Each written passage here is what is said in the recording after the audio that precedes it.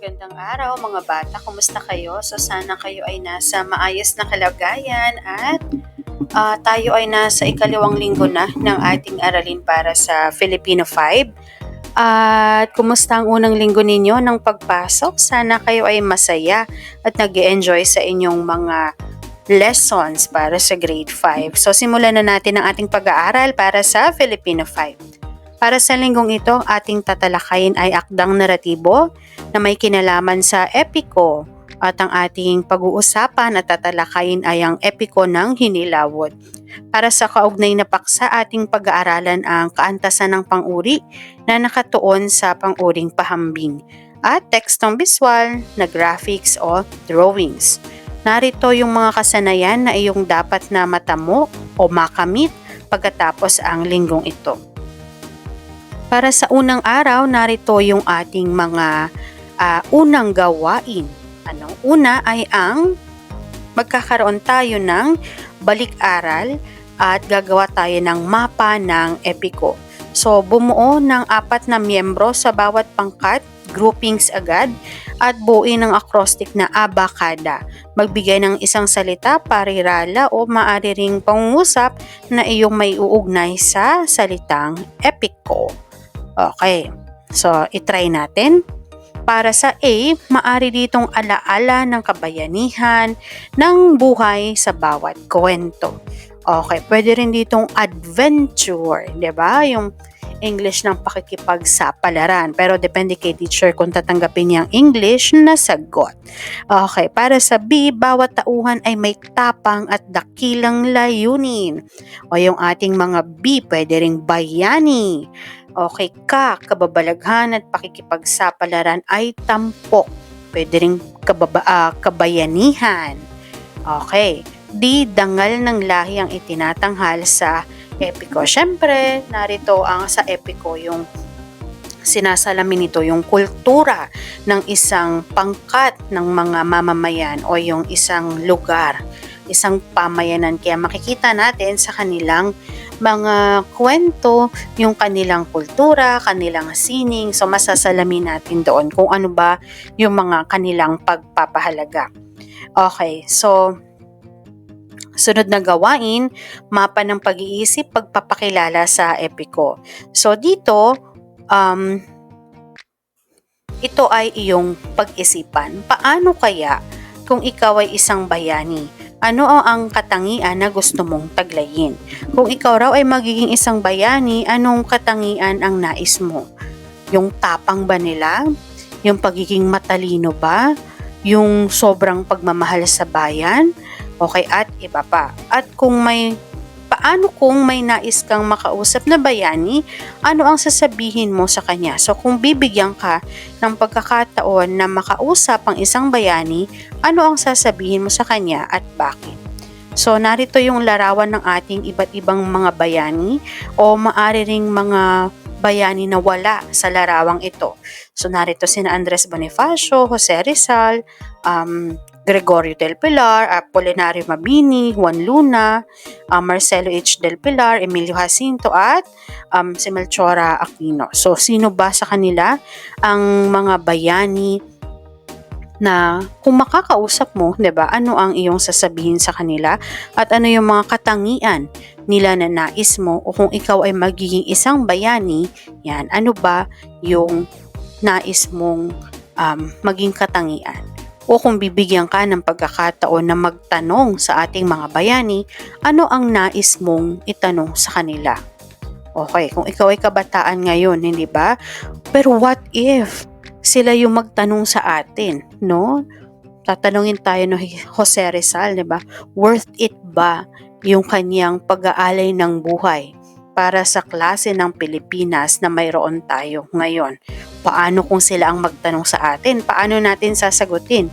No, nagbuwis sila ng buhay para sa ating bayan at tingnan natin kung ano yung nangyayari sa lipunan natin ngayon. Hindi ba? Kumbaga, tama ba na binuwis nila yung buhay nila para sa atin? So, paano kaya kapag sila yung magtanong sa atin ng ganon? Ano kaya ang isasagot ninyo? Ano ang isasagot mo bilang isang kabataang Pilipino? Okay, so pag-isipan mo yon. So, ngayon ating hawanin no ang mga salita na maaring makasagabal sa ating pag-unawa.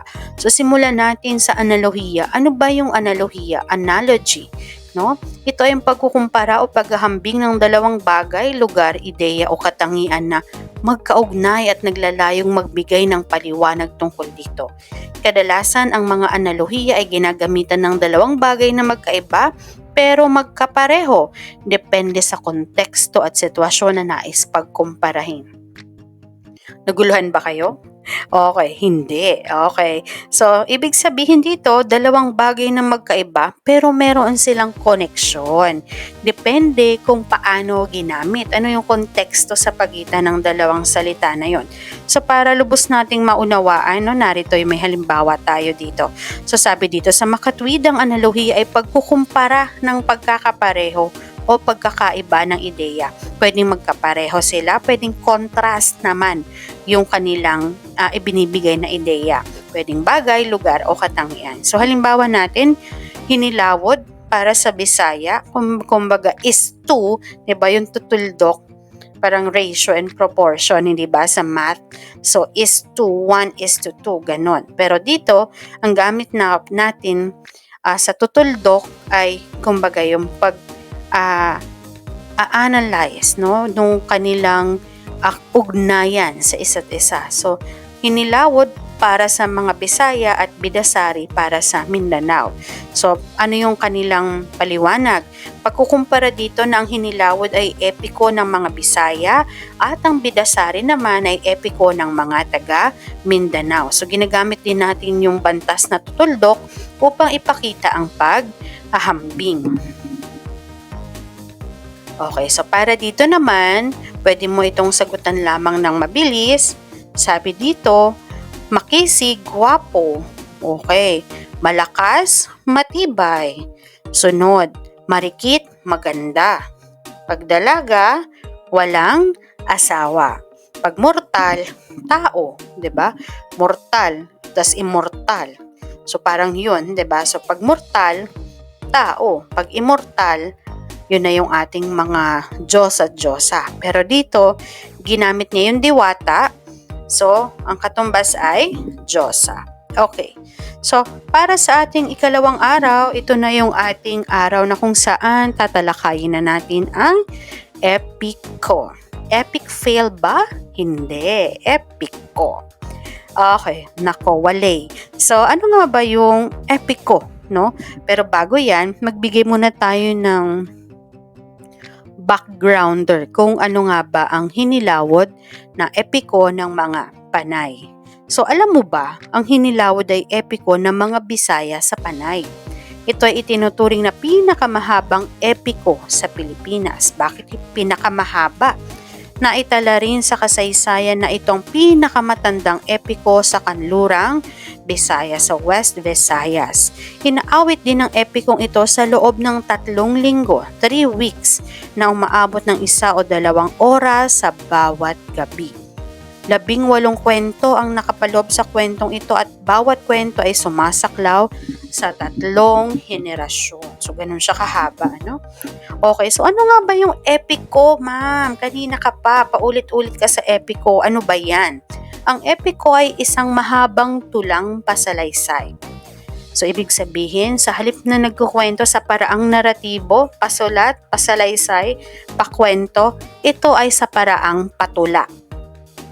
Pasalaysay pa rin siya, pero hindi pa, ang tawag dito, hindi yung ordinaryong pagsulat ng kwento. Bagkus, sa paraang patula yung kanyang pagkakasulat, na kung saan tumatalakay sa kabayanihan at pakikipagsapalaran ng pangunahing tauhan na kadalasan ay may taglay na pambihirang lakas, talino o kapangyarihan. Kadalasan ito ay nagpapakita ng mga kagilagilalas na pangyayari at mga laban para sa dangal, bayan o minamahal. So ito yung adventure, no? Na kung saan nandito yung pakikipaglaban ng mga bayani nilang tinuturing. Kasama na rito yung laban para sa pangalan ng kanilang pamilya, dangal ng kanilang bayan, o para sa kanilang minamahal. Okay, so dahil dyan, atin ng basahin, pakinggan ang kwento ng Hinilawod, epiko ng Panay. Saan nga ba nagmula ang Hinilawod? Tinatawag na Hinilawod ang epikong bayan ng mga sulod na nakatira sa bulubunduking bahagi ng Panay.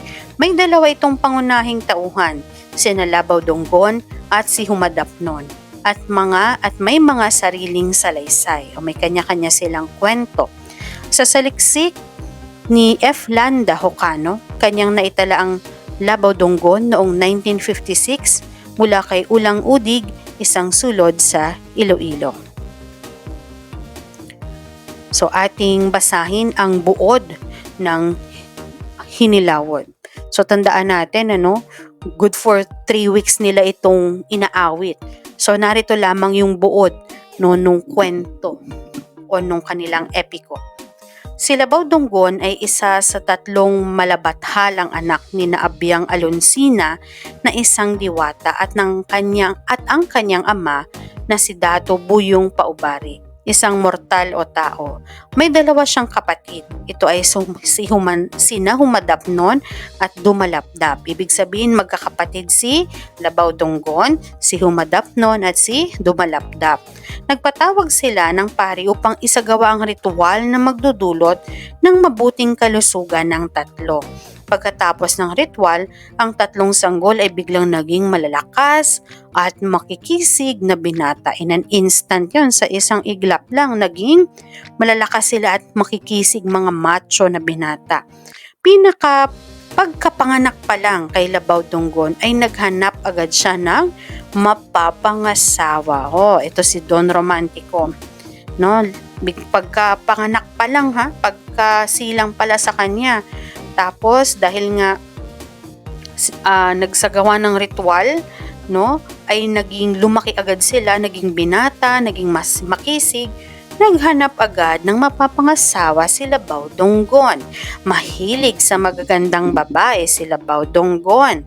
Okay, so sino kaya ang kanyang mapapaibig? Una niyang napangasawa si Abyang Ginbitinan.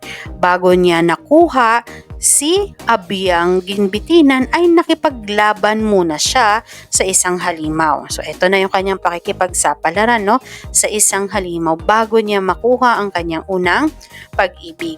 Nang mapatay niya ang halimaw ay ikinasal agad sila at naglakbay pabalik sa bayan ni Labaw Donggon. Ang ikalawa niyang napangasawa ay si Anggoy Doronoon at ang ikatlo ay si Malitong Yawab Sinagmaling. Naging pinakamahirap ang pakikipagsapalaran ni Labaw Donggon upang makuha si Malitong Yawa Sinagmaling na asawa ni Saragnayan at tagapag-alaga ng araw. Bakit kaya? Dahil may agimat din si Saragnayan, natalo niya si Labaw Donggon sa labanan na tumagal ng maraming taon.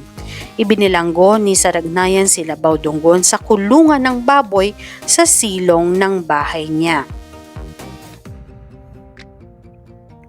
Ang 2 asawa ni Labaw Donggon na sina Abyang Ginbitinan at Anggoy Doronoon ay nanganak ng 2 lalaki. Ito ay sina Asumanga at Buyong Baranugan. So magkapatid sila. Hinanap ng magkapatid ang ama nila na si Labaw Donggon.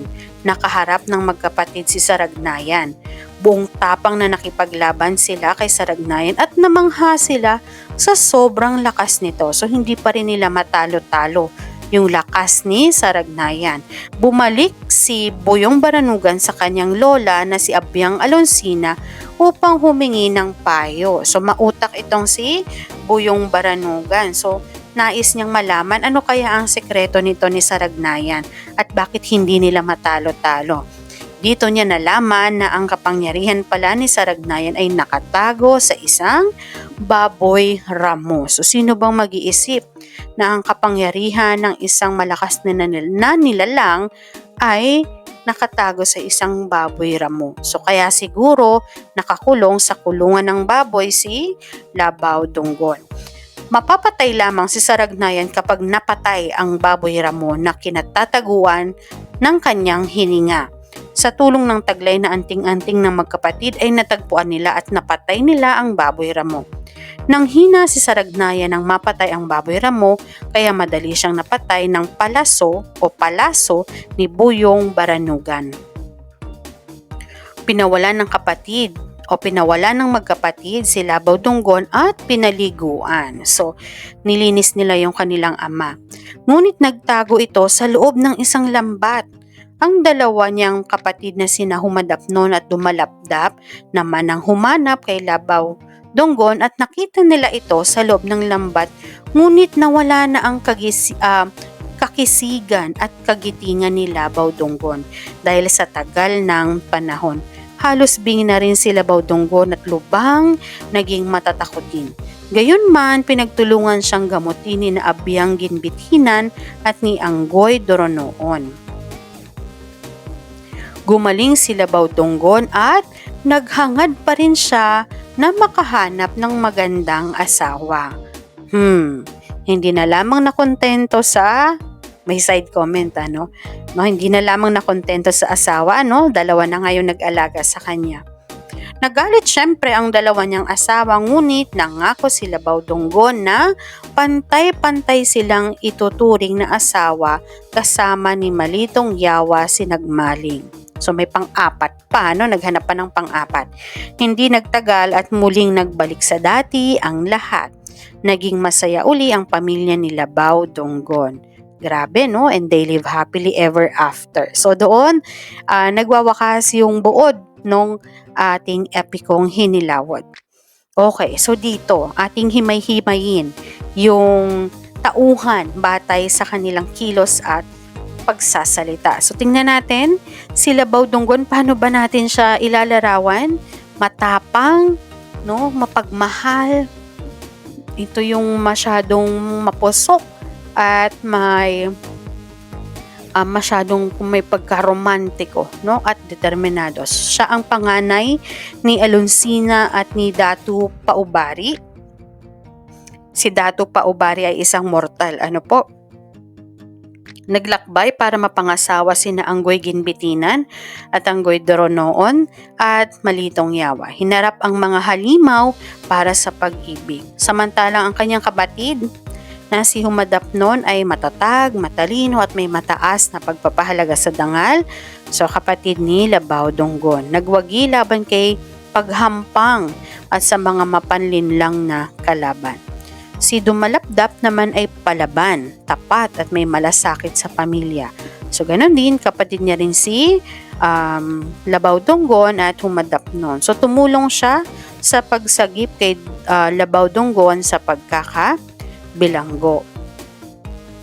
Okay, so ito naman si Malitong Yawa Sinagmaling ay matalino, mahiwaga at mapandinglang, may kapangyarihang mahika. Diyosa na may ganda at kapangyarihan at naging asawa rin ni Labaw Dunggon. Nagdulot ng malaking pagsubok at gumagamit ng salamangka sa laban. Si Saragnaya naman, 'di ba? Ito yung naging katunggali ni Labaw Dunggon. Makapangyarihan, mapanghamon at mapanupil. Malakas na kalaban ni Labaw Dunggon at nagkulong sa kanya sa kulungan ng baboy. So siya yung nagsilbing sagabal sa tagumpay ni Labaw Dunggon. So alam natin, nakukuha lahat ni Labaw Dunggon yung mga nais niya, pero nang makaharap niya si Saragnayan, natalo siya. Hindi ba? Talagang dumanas din siya ng matagal na panahon sa kamay ni Saragnayan. Okay, so dito para sa mapa ng paglalakbay, maaring magkaroon ng pangkatang gawain para sagutin ang mga sumusunod na katanungan. So anong kakaibang katangian ni Labaw Dunggon? Anong naging makisig, 'di ba? Makapangyarihan, malakas, talagang hinahamak niya ang lahat. Masunod lamang yung kanyang pagmamahal, maski halimaw ay kanyang hinaharap.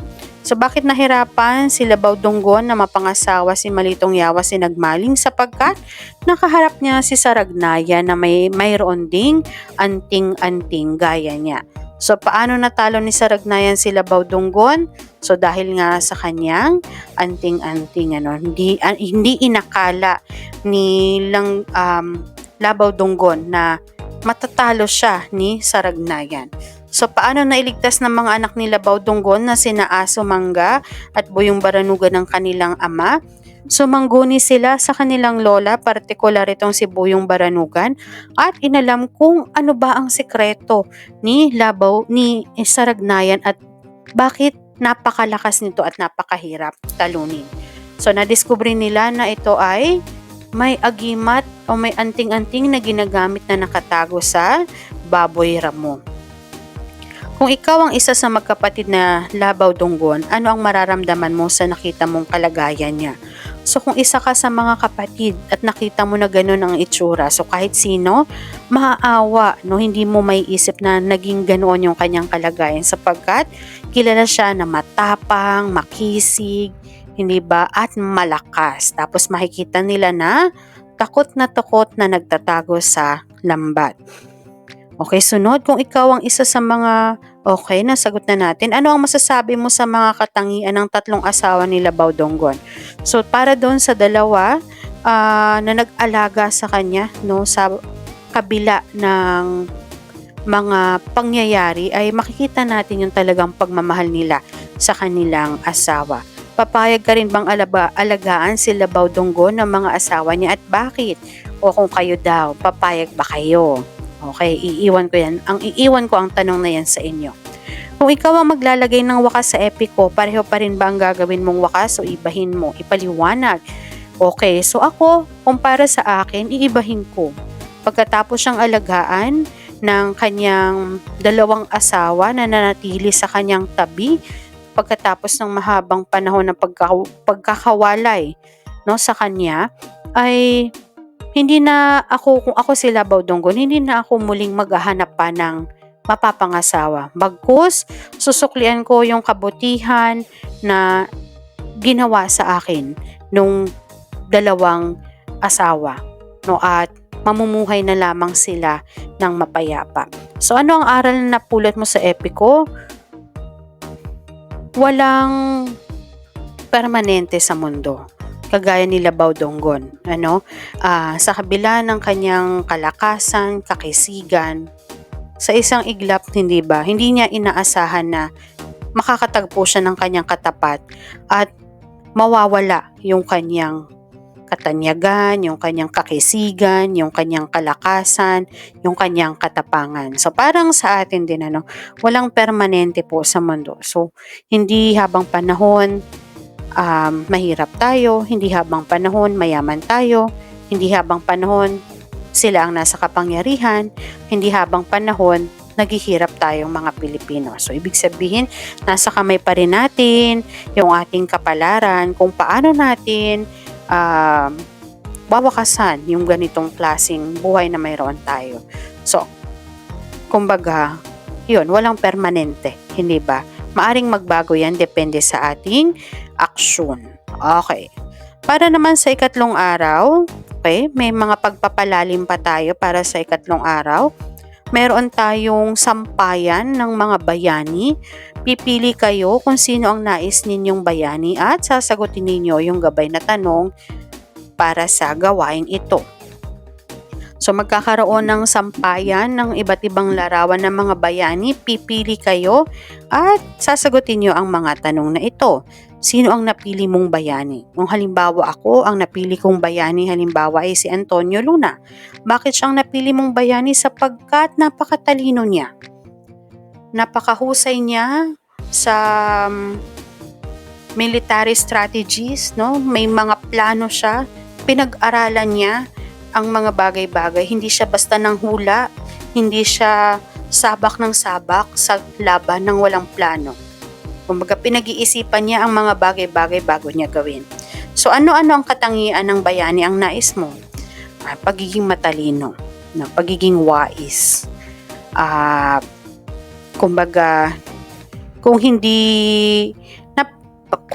pakiramdam ko, batay sa kwento ng buhay ni Antonio Luna, kung hindi siya tinraidor, mas magiging tanyag pa yung kanyang pangalan, mas ipagdiriwang pa natin yung kanyang kabayanihang ginawa para sa bansang Pilipinas. Okay, para sa mga kaugnay pa rin na gawain, dito ilarawan mo ang tauhan na nakasaad batay sa mga pahayag nila. So meron na tayong ginawa na maaring yung tularan, maari rin namang hindi. Nasa sa inyo po yan. Okay, ang tauhan natin si Labaw Dunggon, ang kilos o pangyayari pagkapanganak sa kanya ay naghanap agad siya ng mapapangasawa. So paano natin ilalarawan yun? Mapusok at romantiko. Nagpapakita ng matinding pagnanais at determinasyon sa pag-ibig. Si Saragnayan, ibinilanggo niya si Labaw Dunggon sa kulungan ng baboy. Anong paglalarawan? Malupit, mapang-abuso. So ginagamit niya yung kapangyarihan niya para mang-api at magpakita ng kapangyarihan at pangingibabaw. Sunod naman si Buyong Baranugan, ito yung isa sa mga anak ni Labaw Dunggon na nakatuklas ng lihim ng kapangyarihan ni Saragnayan kaya napatay nila ito. Matalino at mapagmasid. So ginamit yung karunungan niya at diskarte para talunin ang kalaban. So si Abyang Ginbitinan at si Anggoy Doronoon. So pagkatapos na pinawalan ng magkapatid si Labaw Dunggon at pinaliguan, sila naman yung nag-alaga. No? Sila naman yung nag-alaga kay Labaw Dunggon hanggang sa manumbalik ang dati nitong lakas. So, maawain at mapagmalasakit. So, ipinakita nila yung malasakit at pagmamahal sa kabila ng pinagdaanang hirap. Sunod na gawain ay gagawa kayo ng sarili ninyong epiko. So, maaring bumuo ng hanggang 10 miyembro sa bawat pangkat. Maaari rin kayong gumawa ng 10 kahon at ang bawat kahon ay naglalaman ng bahagi o kwento ng epiko na inyong bubuin. So ito ay inyong susulatan syempre ng ang tawag dito kung ano yung pangyayari na inyong ginawa, kukulayan at ibabahagi sa harap ng klase. So narito yung paraan kung paano kayo mamarkahan. Para sa ika-4 na araw, so tayo ay tutungo na sa kaugnay na paksa sa wika na kung saan nakatuon sa kaantasan ng pang-uri at yung pang-uri nating pahambing. So, narito yung halimbawa nating pangusap. Pansinin ang mga salitang nakahilig at nakaitim. Sino humadapnon at dumalapdap ay makikisig na magkakapatid. Mas makisig si dumalapdap kaysa kay humadapnon at pinakamakisig si Labaw Dunggon sa 3 magkakapatid. Okay, so pansinin natin, sagutin ang sumusunod na tanong. Anong napansin sa nakahilig na salita? Ito ay mga pang-uring panlarawan. At ano ang tawag sa paglalarawang ito? Nakita natin na nagkakaroon ng paghahambing mula sa yung katamtaman o kung hindi man katamtaman ay yung pwedeng parehas sila ng ganong katangian, may mas nakakalamang at merong pinaka nakakahigit. Okay, so anong uri ng paghahambing napansin mo at paano nagkakaiba ang mga ito? So para masagot natin yan, balikan natin at ating talakayin kung ano nga ba ang kaantasan ng pang-uri. So, pang-uri ang mga salitang naglalarawan. Maari ang inilalarawan nito ay katangian ng pangalan o panghalip.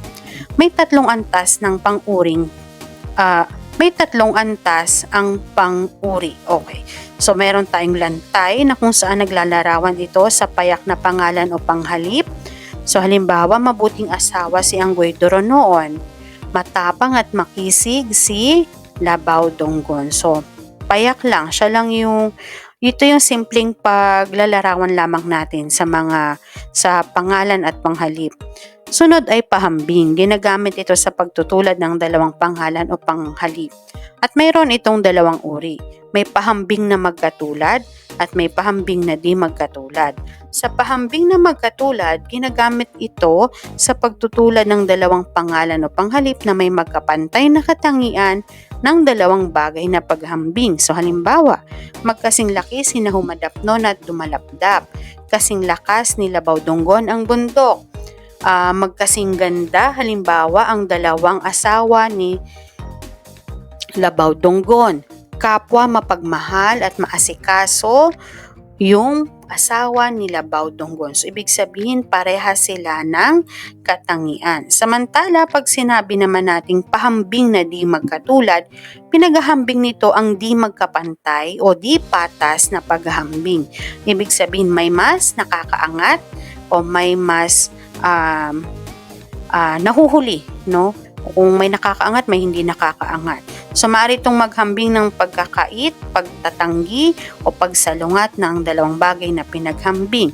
So, hindi masyado makisig si Humadapnon kumpara kay Dumalapdap. So, nagkakaroon ng, kumbaga, may comparison na sa pagitan dahil hindi sila magkatulad.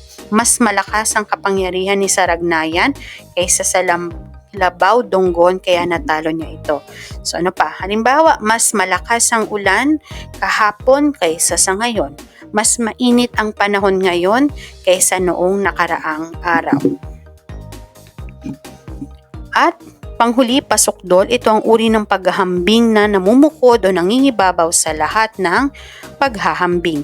Maaari itong negatibo o positibo. Masidhihang paglalarawan dito kaya maaaring gumamit ng mga salitang sobra, ubod, pinaka, tunay, talaga, saksakan at kung minsay pag-uulit ng pang-uri. Halimbawa, ang bait-bait na asawa ni Abyang Ginbitinan, lubos ang kapangyarihan ni Saragnayan. Saksakan ng sama ng ugali ni Saragnayan. Pwedeng ganon. Sobrang bait ng mga asawa ni Labaw-Dunggon. At marami pang ibang halimbawa. Okay, so para sa pagsasanay na ito, guhitan ng mga pang-uring pahambing sa bawat pangusap at tukuyin ang uri nito. So magkatulad ba o di magkatulad? Okay, o maari bang pasok din ba ito sa lantay o pasukdol? Sunod naman, dito ay sumulat ng 5 pangusap na may pang-uring pahambing gamit ang mga pang-uring nakasaad bilang gabay. So gagamitin nyo lamang ang mga pang-uring ibinigay at gagamitin nyo ito kung ano yung antas ng pang-uri na ibinigay. Kung lantay ba, pahambing na magkatulad o di magkatulad at pasukdol. Okay. So, para sa pagsusulit o pagtataya, sa una ay ilalarawan ninyo yung tauhan sa epiko. So, maaari niyong balikan yung ating sinagot doon sa mga unang slide na kung saan nagbigay tayo ng paglalarawan sa mga tauhan, no, ng epikong Hinilawod.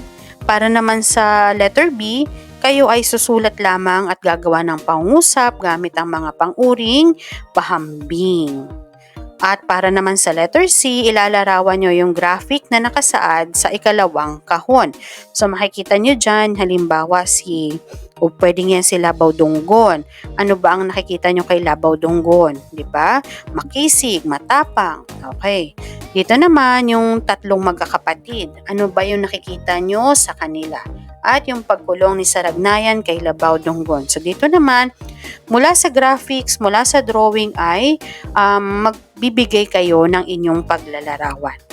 Okay, at dito na nagwawakas ang ating aralin para sa linggong ito. Nawaa kayo ay may natutunan at naunawaan sa ating pagtalakay ngayong linggo.